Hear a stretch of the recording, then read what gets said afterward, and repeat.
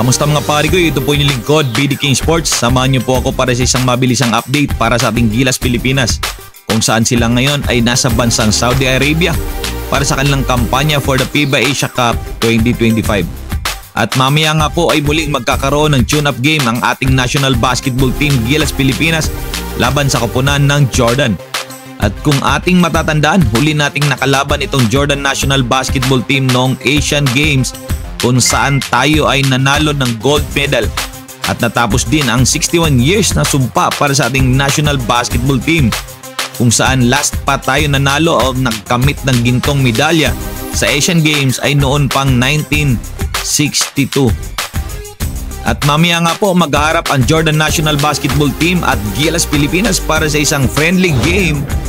At this would be this August 2, araw ng Sabado sa ganap na alas 2 ng madaling araw Philippine time. At pinangungunahan ni Dart Tucker ang Jordan National Basketball Team.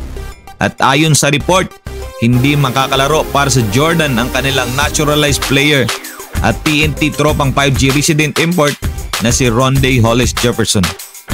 Maraming salamat mga pari ko. Ito po ang inyong lingkod, BD King Sports, nag-update para sa kampanya ng ating Gilas Pilipinas for the FIBA Asia Cup Saudi Arabia.